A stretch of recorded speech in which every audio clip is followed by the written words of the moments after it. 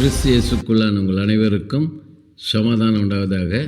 இன்றைய தியானத்திற்காக எடுத்துக்கொள்ளப்பட்ட வேத வசனம் லூக்கா 12:40.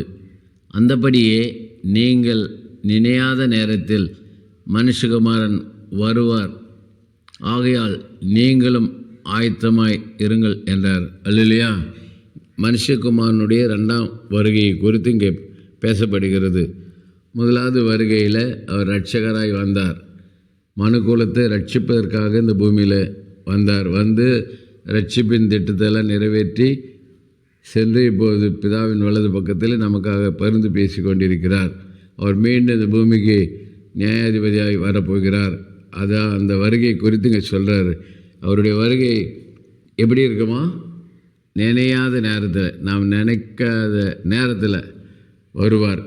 இன்னொரு இடத்துல சொல்கிறார், இதோ திருடனை போல வருவேன்னு சொல்லியிருக்கிறார்.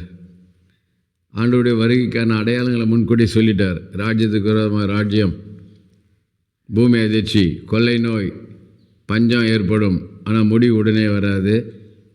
இந்த ராஜ்யத்தின் சுவிசேஷம் எல்லா மக்களுக்கும் அறிவிக்கப்பட்ட பிறகு ஆண்டவருடைய வருகை வரும்னு சொன்னார். அவங்க சொல்கிறார், ஆண்டவர் நினையாத நேரத்தில் வர இருக்கிறபடினாலே நம்ம ஆயத்தமாக இருக்கணும். ஆமோஸில் சொல்லிட்டார், உன் தேவனை சந்திக்கும்படி ஆயத்தப்பாடு.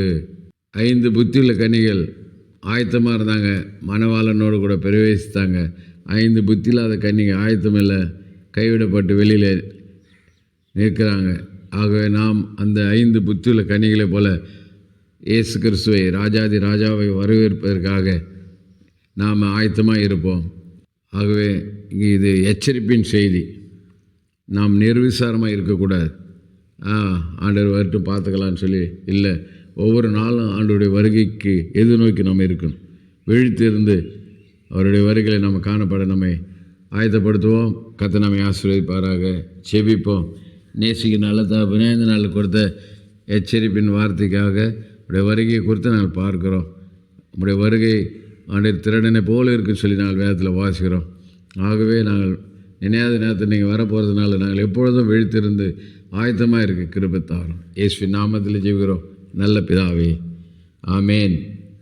நம்முடைய கர்த்தரும் இரட்சகருமாகிய இயேசு கிறிஸ்துவின் கிருபையிலும் அவரை அறிகிற அறிவிலும் வளருங்கள்.